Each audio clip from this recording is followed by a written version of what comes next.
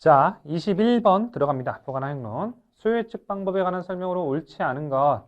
자, 수요예측 방법은 정성적 수요예측 방법과 정량적 수요예측 방법이 있었고요. 1, 2번은 참조하시고 이렇게 구분이 되고요. 3번 델파이법은 얘는 기본적으로 대표적인 정성적 수요예측 방법이죠. 전문가들을 한데에 모으지 않고 중장기적인 예측 결과를 도출해내는 기법이죠. 뭐를 통해서? 질의서를 통해서. 그래서 일단 정량적 수요예측 방법 틀렸고요. 정성적이고요. 왜냐면 이름만 딱 보면 델파이 뭔가 정량적, 계량적인 것 같아 라고 하지만 정성적입니다. 자, 원인과 결과관계를 가지는 두 요소의 과거 변화량에 대한 인과관계를 분석하는 방법은 인과형 예측 기법이죠. 그래서 3번은 내용도 틀렸고 정량적 수요예측 방법이라고 하는 것도 틀렸고 둘 다 틀렸습니다. 자, 가중이동평균법 정도만 보시면 예측기간별 가중치를 부여해서 수요예측을 하는 방법으로 일반적으로 예측 대상 자, 이 부분 체크. 가까울수록 더 큰 가중치를 주어서 예측하는 거다. 기간에 가까울수록. 그 정도 체크하시면 되겠고요. 뭐 늘 나오는 델파이법에서 출제가 되었네요. 자, 22번.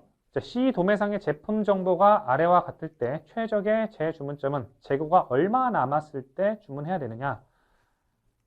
자, 연간 수요가 14,000박스, 서비스 수준이 90%, 그리고 표준 편차 20, 조달 기간 9일, 연간 판매 350일. 이때 재주문점 공식은 일평균 소요 곱하기 수요 곱하기 조달 기간 이렇게 나와 있죠. 자, 그럼 일평균 수요는 어떻게 구하느냐? 연간 수요를 연간 판매일로 나눠주면 되죠. 14,000박스가 연간 예를 들어 팔린다고 한다면 이걸 며칠 동안 파는 거예요? 350일 동안 파는 거니까 일평균적으로는 40박스 정도 팔린다고 보면 되겠네. 일평균 40박스 팔리면 그게 바로 일평균 수요인 거죠. 그럼 40박스 곱하기 조달 기간이 며칠이에요? 이번에 시키면 한 9일 이후에 온대. 그러면 하루마다 40박스를 팔아내니까 그리고 조달 기간이 9일 걸리니까 360개 정도 재고가 남았을 때 다시 시키고 해야 되겠죠. 360개 남았을 때 주문을 하면 9일 동안 40개씩 팔리면서 이제 연계가 될 즈음에 이제 도착하게 되겠죠. 새로운 재고가. 그래서 재주문점은 360개인데 지금 문제는 뭐라고 했어요? 안전재고를 고려하라 라는 거였죠. 그럼 안전재고를 어떻게 계산해요? 수요의 표준 편차 곱하기 안전개수 곱하기 조달 기간을 루트 씌운 거. 안전재고 공식 다 외우고 계신 거죠. 자, 그럼 수요의 표준 편차는 주어졌죠. 제품 판매량의 표준 편차. 판매량의 표준 편차가 수요의 표준 편차죠. 20 곱하기 안전개수는 뭐래요? 안전개수는 정해주죠. 이렇게. 서비스 수준을 90%로 유지하는 안전개수는 1.28이래요. 1.28이 곱하기 조달 기간은 9니까 9에다 루트 씌우면 3이죠. 그래서 20 곱하기 안전개수 곱하기 조달 기간, 즉 루트 9, 즉 3을 곱하면 77이 남았네요. 그러면 안전재고를 고려한 재주문점이란 뭐냐면 기본적인 재주문점에 안전재고든 유지 계속 하고 있어야 된다는 얘기야. 그럼 77. 단순히 두 개를 더해주면 되죠. 기본적인 재주문점 플러스 77개 정도는 더 있어야 된다는 거야. 왜냐면 표준 편차가 플럭슈에이션이 있으니까 혹시 잘못하다가는 안전재고를 고려 안 하면 9일 오는 동안에 40개, 일평균 40개 이상 팔려버릴 수도 있다는 거죠. 왜? 표준 편차가 있기 때문에. 그래서 그것들을 고려했을 때 이거 두 개를 더해버리면 437개 정도를 남았을 때 재주문을 해주면 안정적으로 재고가 바닥나지 않게 고객 서비스를 유지하면서 주문을 할 수 있다는 거죠. 정답은 437. 4번이네요. 자, 23번 재고에 관한 설명으로 옳지 않은 것은 자, 1번과 5번 선지 보시면 얘는 좀 가져가셨으면 하는 문장입니다. 재고는 고객으로부터 발생하는 제품이나 서비스 요구에 적절히 대응할 수 있게 하는 게 바로 재고의 목적이죠. 5번 재고 관리는 뭐냐? 재고 관리의 정의 다시 한번 되짚어 봅시다. 제품, 반제품, 원재료, 상품 등의 재화를 합리적으로 경제적으로 유지하기 위한 활동이다. 이게 바로 재고 관리의 정의. 각각의 재고의 정의 그리고 재고 관리의 정의 좀 기억을 해 두시고요. 자, 안전재고는 재고를 품목별로 일정한 로트 단위로 조달하기 때문에 발생한다. 안전재고랑 사실 전혀 관련이 없죠. 로트 단위로 조달한다는 거랑은. 사실 로트 단위로 조달하기 때문에 발생하는 좀 안 좋은 효과는 채찍 효과 이런 것밖에 없습니다. 배치 주문, 로트 단위 주문, 예측 주문, 사전 구매 이런 것들은 실제 수요에 기반한 것이 아니라 예측해서 그리고 일정한 로트 단위 그리고 배치 단위로 주문, 일괄 주문하는 것들은 수요의 정보를 왜곡시켜서 채찍 효과를 유발하는 것은 있지만 안전재고랑 관련이 없죠. 재고가 일정한 로트 단위로 조달된다면 사실 수요의 표준 편차는 줄어들게 되는 것이죠. 조금 더 많은 단위가 들어오는 것이기 때문에 그래서 안전재고에 대한 설명으로는 적절하지 않아요. 2번이 틀린 것이고요. 4번, 재고를 필요 이상으로 보유하게 되면 과도한 재고 비용, 재고 관리 비용이 발생하게 되는 건 당연한 거죠. 네, 3번도 읽어보시고요. 정답은 2번이었습니다. 자, 24번, JIT. 시스템에 관한 설명으로 옳지 않은 것은 나머지 선지도 JIT를 설명할 때 늘 나오는 거죠. 반복 생산. 그리고 우리 물류 시스템에서는 거의 대부분이 풀 방식의 시스템을 구현했죠. 푸시는 거의 없었죠. 풀 시스템을 구현할 수 있고요. 그리고 공급업체의 안정적인 자재 공급 및 엄격한 품질 관리가 이루어져야 효율성을 높일 수가 있고 리드 타임 단축하려고 하는 거죠. JIT 자체가.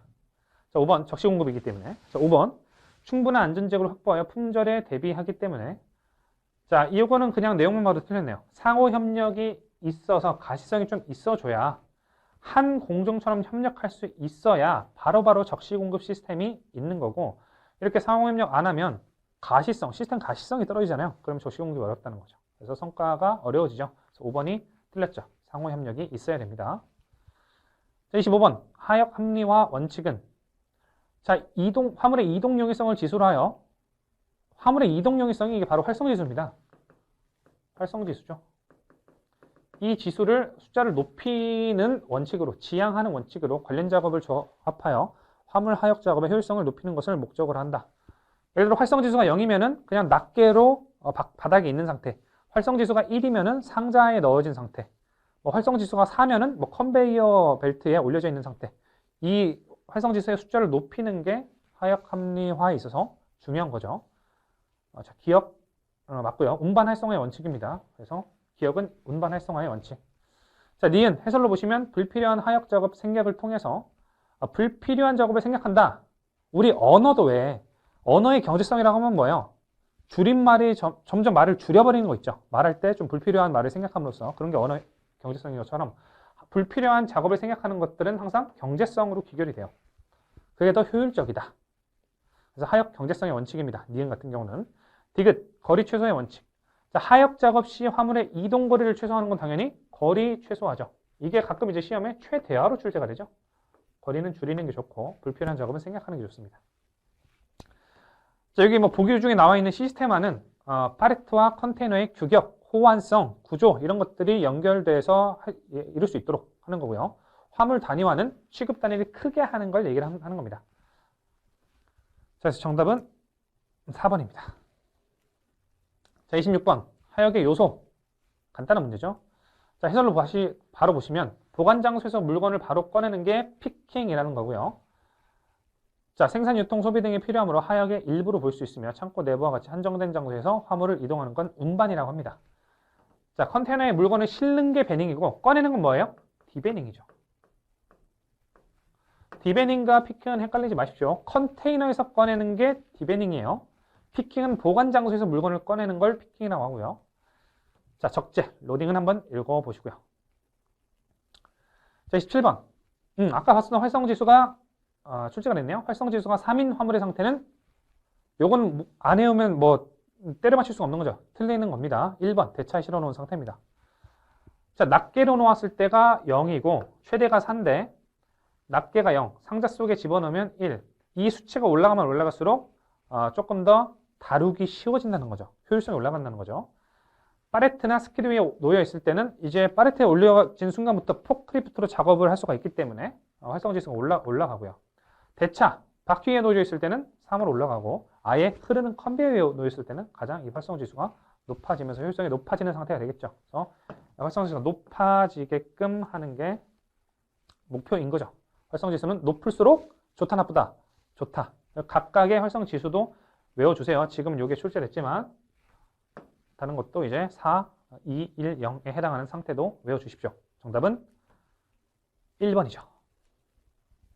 자, 28번 하역 시스템에 관한 설명으로 옳지 않은 것은 자, 바로 답을 보시면 하역 시스템의 도입 목적은 범용성과 융통성을 이건 국어적인 문제죠. 지양이 아니라 지양은 이제 거부하는 거죠. 범용성과 융통성을 거부하고 한정적이고 그럼 융통성 유도리 없게 해요? 안 되죠. 지향하는 데 있다. 정답은 4번. 자, 29번 자동 분류 시스템의 소팅 방식에 관한 설명으로 옳은 것은 나와야 될 문제가 출제가 되는 것이죠. 자, 해설로 보시면 자, 반송면 아래에서 제가 요거 풀 때는 항상 키워드 중심으로 정리해드렸죠. 그 키워드에 맞는 방식이 있어요. 자, 하부면에 손상 및 충격을 줄 수 있으면서 아래에서 탁탁 튀어나오는 거 뭐예요? 말 그대로 팝업이죠. 아래에서 튀어나오면서 분류하는 거 팝업 방식. 1번은 크로스벨트라고 했으니까 틀렸고요.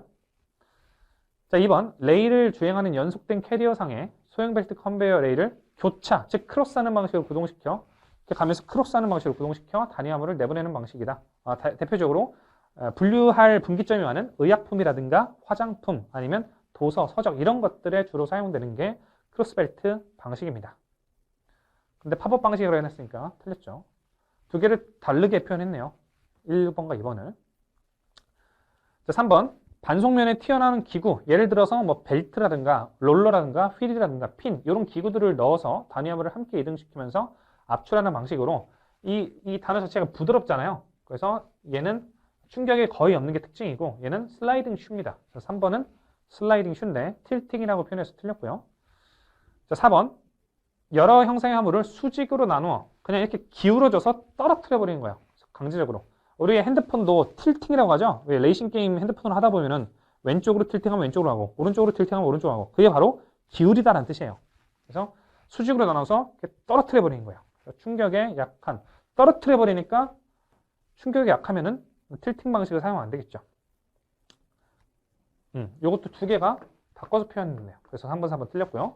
자, 다이버터 방식. 다이버터 방식을 출제하려면 항상 단어가 출제가 돼야 돼요? 가이드벽. 이런 표현이 등장을 해야 되겠죠. 외부에 설치된 안내판을 회전시켜 가이드벽을 만들어서 그 가이드에 따라서 이동시킨다. 정답은 5번이었습니다. 나머지 선지들도 지금 뭐 5번이 나왔지만 나머지 선지들이 더 중요해요. 더 자주 나오고. 특히 슬라이딩 슈가 굉장히 자주 출제가 되죠. 틸팅하고. 자, 정답은 5번이었고요. 30번. 포클리프트에 관한 설명으로 옳은 것은 자, 1번. 스트레들형은 전방이 아닌 차 측면에 포크와 마스트가 장착된 지게차이다. 원래 우리가 생각하는 지게차는 제가 이렇게 운전하면 지게발, 즉 포크, 마스트 이런 지게발들이 내 앞에 있는, 운전자 앞에 있는 걸 생각하는데 지금 측면에 내가 운전 이렇게 하고 이렇게 달려있는 거잖아요. 이건 사이드 포크형입니다. 즉 요런 거. 지금 바퀴는 이렇게 돼서 바퀴는 이렇게 가지만 운전을 이렇게 하지만 옆에서 난 운전 이렇게 하지만 이렇게 해서 들락날락 할 수 있는 그래서 좁은 통로 유리하죠. 이렇게 가면서 여기 이렇게 들락날락 할 수 있으니까 좁은 통로에 좀 유리한 거죠. 그래서 측면에 포크와 마스트가 달려있다면 사이드 포크형이라고 부릅니다. 자, 2번 디젤 엔진식은 유해 배기가스와 소음이 많죠. 우리 왜 디젤 자동차 별로 안 좋아하잖아요. 그 배기가스 문제 때문에. 환경 친화형 성비는 아니죠. 3번 워키형은 스프레더를 장착하고 넓은 공간에서 사용된다. 워키형은 이렇게 귀여운 애들이에요. 뭐 따로 앉을 데도 없고 서가지고 막 좁은 공간에서 그냥 회사 이제 사내 물류할 때 그 작업자들이 타고 윙 가서 이렇게 살짝 들락날락 하는 거라서 넓은 공간에서 쓰려면 쓸 수는 있죠. 근데 비효율적이죠. 넓은 공간에서는 힘 좋은 지게차로 이제 하는 게 낫지. 이런 워키 타고 다니면서 그 넓은 항만을 돌아다니기는 쉽지 않을 겁니다. 뭐 써도 되긴 해요. 그래서 워키형은 사실 항만보다는 좁은 곳, 사내 물류할 때 회사 안에서 쓰는 경우가 많죠. 자, 스프레더를 장착하고 항만, 컨테이너, 야드 등 주로 넓은 곳에서 사용하는 것은 탑핸들러죠. 자, 4번 3방향 작동형은 포크와 캐리지의 회전이 가능하므로 진행 방향에 변경 없이 작업할 수 있다. 3방향 작동형은 우리는 지게차, 여러분들이 작업하던 지게차는 제가 이렇게 해서 위아래로만 올라갔다 내려갔다 하는 거를 여러분들이 머릿속에 있는 지게차가 많을 거예요. 근데 3방향 작동형은 여기 있으면은 이 지게발, 이 마스트 같은 것들이 이렇게 해도 가고 이렇게 해도 가서 이렇게 들어서 이렇게 감을 수도 있어요. 회전할 수도 있어요. 3방향 같은 경우에는. 즉 회전이 가능하므로 진행 방향의 변경 없이 난 여기 서 있는데 여기 작업해서 이렇게 갖다 놓을 수도 있고, 사이드랑은 다른 겁니다. 사이드는 이렇게만 되는 거고, 사이드 포크형은. 지금 말하는 3방향 작동형은 회전 자체가 가능하다는 거예요. 무슨 얘기인지 알겠죠? 여기서 들락날락도 되고, 이렇게 회전도 되고, 여기서 들어 이렇게 해서 이렇게 넣는 것도 되고. 뭔 얘기인지 알겠죠? 진행 방향 변경 없이 작업할 수 있습니다. 4번. 근데 4번 3방향 작동형이 그냥 우리가 책상에 앉아가지고 3방향 작동형 정말 좋다, 이거 써야 되겠다 라고 하면 사실 어이없는 게, 이 지게차를 작업하시는 분들은 3방향 작동형을 손에 익숙하게 하려면 정말 오랜 기간이 필요할 겁니다. 지게차 운전하시는 분들은 알겠지만 축도 약간 뒤로 가 있고 하니까 일반 자동차 운전과 다르게 사실 5톤짜리 지게차만 운전을 해도 이 앞이 잘 안 보이잖아요. 그죠? 막 방향도 잘 안 되고, 이거를 숙련시키는 것도 굉장히 몇 년 돼도 들다가 지게발 위에까지 하려면 안 보여가지고 막 쓰러뜨리고 하는데, 3방향이라고 한다면 생각해보세요. 막 회전도 하고 막 버튼이 3개예요. 기본적인 지게차는 2개만 이 운전하는 게 있잖아요. 근데 3방향 기본적으로 3개입니다. 이 3개를 막 동시에 움직여야 되니까 작업자의 숙련도가 매우 떨어집니다. 그래서 물류 이론만 궁금하면 3방향 이거 좋다, 막 여러 가지 활용할 수 있긴 하지만 실제로는 사고 확률이나 조작을 익숙하게 하는데 매우 어렵죠. 그래서 한국 현장에서는 거의 쓰이지 않습니다. 쓰는 데도 있겠죠. 저는 못 봤어요, 지금까지. 자, 5번. 차체 전방에 아웃리그를 설치하고 그 사이에 포크를 위치시켜 안정성을 향상시킨 지게차이다. 얘가 스트레들 캐리어를 얘기를 하는 거죠. 정답은 4번. 지게차에 대해서 굉장히 깊숙하게 나왔네요. 일단 정답은 4번입니다. 자, 31번. 하역의 기계화가 필요한 화물에 해당하는 것은 몇 개인가? 인력으로 취급하기 힘들다. 인적 노력이 필요하다. 상하차 작업이 곤란하다. 그러니까 이 인력으로 상하차 작업이 곤란하다는 거죠. 인력으로는 뭔가 힘들다. 그래서 생력화가 필요한 모든 물품은, 즉 인력을 줄이려고 하는 모든 화물은 하역의 기계화가 다 필요한 거예요. 그래서 이 모든 4개의 화물 전부 하역의 기계화가 필요합니다. 생력화를 위해서 인력을 좀 절감해야 되겠죠. 정답은 5번. 자, 32번. 요건 좀 외워줍시다. 국가별 파레트의 표준 규격 연결에 오른 것은, 일단 한국이 T1과 T11과 T12를 쓰는 건 알고 있죠. 오늘 알고 있는 겁니다.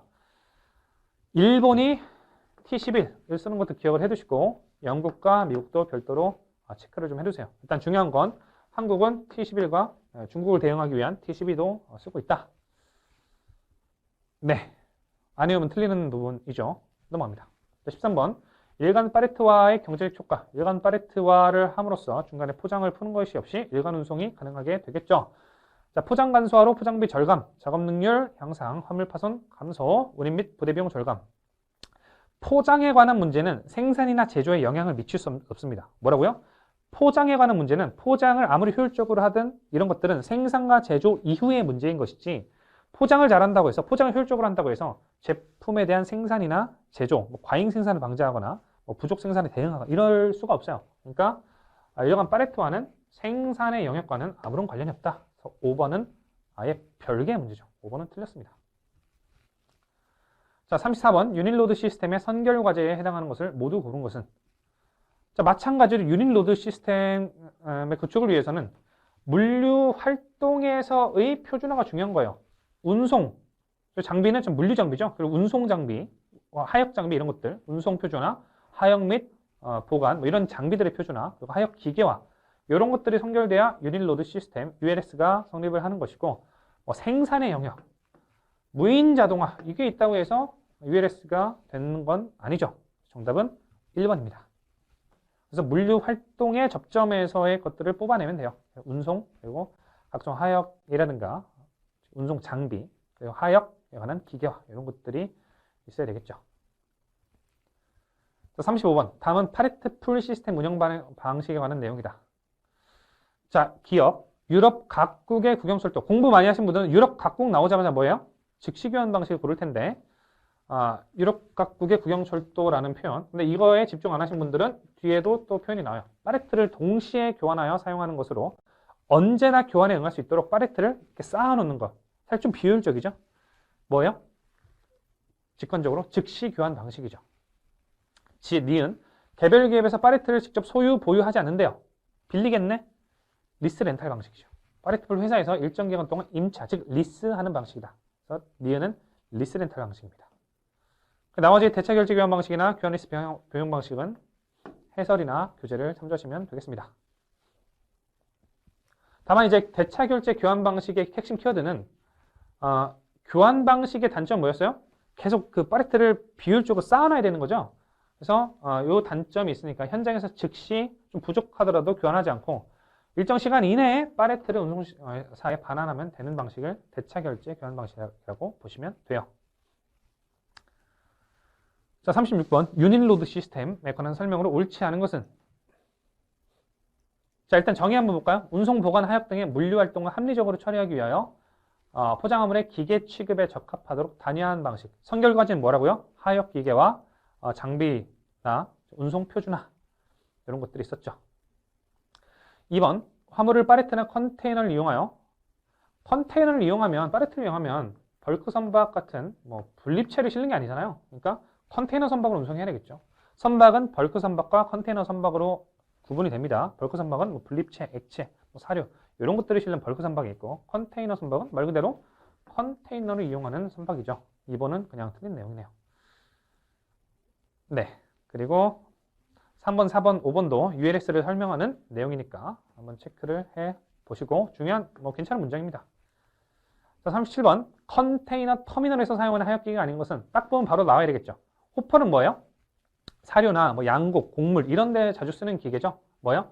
컨테이너 화물이 아니라 산화물 이렇게 생겨가지고 뭐 쭉쭉 빨아들이거나 뭐 곡물이나 사료 이런 작업할 때 이런 하역 작업 시 주로 활용되는 하역 기기인 거죠. 그래서 컨테이너 터미널에서 컨테이너를 상대로 이제 쓰는 하역 기기는 아니다. 호퍼는 곡물이나 양곡, 사료 이런 것에 대해서 쓰인다. 석탄 이런 것들. 정답은 5번이고요. 38번은 물류 관련 법규에 대한 내용이죠. 사실은 타인의 소유에 응하여 하는 행위로서 항만 하역 사업에 해당하는 것은 자 개수를 계산하는 행위. 이거 뭐예요? 개수, 검수죠. 선적 화물 및 선박에 관련된 증명조사 감정하는 행위. 이게 뭐예요? 감정업자죠. 감정. 개수, 검수, 감정, 중량, 검량. 이렇게 우리가 물류 관련 법규 시간에 공부를 했었죠. 선적 화물을 싣거나 내릴 때 그 화물의 인수도를 증명하는 행위. 이것도 마찬가지로 검수 사업이죠. 5번 보시면 선적 화물을 싣거나 내릴 때 중량, 검량 사업이죠. 나머지는 이제 검수, 감정, 검량이니까 4번이 항만 하역 사업에 해당하겠네요. 되겠죠? 네. 자, 요거는 이제 물류 관련 법규인데 요상하게 보관 하역론에도 출제됩니다. 우린 뭐 이상하게 생각할 필요 없죠. 어차피 다 시험 범위니까. 자, 39번 금속의 부식, 방청 포장이죠. 자, 기계 같은 경우에 방청 이제 그 습기에 취약하지 말라고 하는 건 습기에 취약하지 말라고 뭐 드라이겔 이런 걸 바르는 건 방습 포장이고 비슷하게 보면 되죠. 방청 포장은 그 윤활유 같은 그 구리스 같은 거를 이렇게 발라가지고 방청 비닐이 있어요. 약간 매끌매끌하면서 누리끼리한 비닐. 요걸 이제 감아가지고 하는 게 이제 방청, 녹 생기지 말라고 하는 게 방청 포장입니다. 그래서 금속 표면에 녹이나 부식을 방지하기 위한 포장 기법이면서 방청제, 구리스 같은 거 발라가지고 가연성 플라스틱 도포가 사용된다. 그러니까 이제 뭐 비닐 같은 거 실무에서 보면은 되게 좀 찝찝한 비닐이 있어요. 이게 다 누가 쓴 거 아니야? 이런 걸 이제 층층층층 감아가지고 녹 안 생기게 하는 게 바로 방청 포장입니다. 방습 포장은 이제 습기 막는 거. 컨테이너 보면은 방습 포장, 방습제 같은 경우는 실리카겔이라고 있죠. 물 먹는 하마 같은 거. 그런 것들을 이제 40피트 컨테이너면 이제 그 실리카겔을 거는 이제 거리가 있어요. 거기다가 이제 습기야 먹지 말라면서 실리카겔을 몇 개씩 걸어 놓습니다. 그렇게 쓰는 게 이제 방습 포장재고요. 실무에서 많이 사용되죠. 방청 포장하고 방습 포장은. 근데 두 개를 병행하는 데가 상당히 많아요. 방습 포장과 방청 포장. 그리고 막 다 이게 분리해 놨는데 진공 포장 같은 경우에는 우리 그 회색 돗자리 같은 그런 재질로 이렇게 물건을 감싸가지고 떼워요. 떼워서 이렇게 청소기 같은 거 집어넣어가지고 공기를 쭉 뺍니다. 그게 이제 진공 포장, 공기 들어가지 말라고 하는 게 진공 포장인데 지금은 이제 포장 기술을 이렇게 구분해놨지만 실무적으로는 방청 포장과 진공 포장, 방습 포장을 다 한 번에 하는 기계들도 상당히 많습니다. 그러니까 구리스 덕지덕지 발라서 방청 비닐로 감싸는 다음에 진공 포장백으로 이렇게 덮은 다음에 공기 빼고 공기 쭉 빼서 진공 상태로 만들고 요거를 이제 컨테이너에 집어넣으면 실리카 겔이라는 이제 습기를 예방하는 그런 걸 하면서 방청, 방습, 진공을 한 번에 하는 포장이 많죠. 이렇게 기법을 나눠서 설명을 해놨네요. 어찌됐건 그렇습니다. 40번 포장 결속 방법. 늘 나오는 거죠. 늘 나오는 건데 늘 나오는 부분에서 출제가 됐어요. 자, 5번만 보시면 자, 열축성 플라스틱 필름을 화물에 씌우고 터널을 통과시킬 때 가열해서 필름을 쫙 쭈그러뜨리면서 쫙 포장 결속해버리는 거. 그게 뭐예요? 슈링크죠, 슈링크. 슬리브는 필름으로 슬리브를 만들어 칭칭칭 감싸는 거예요. 되겠죠? 그래서 정답은 5번이었습니다. 이렇게 해서 보관활용론 정리하고 좀 쉬었다가 물류 관련 법규 들어갈게요.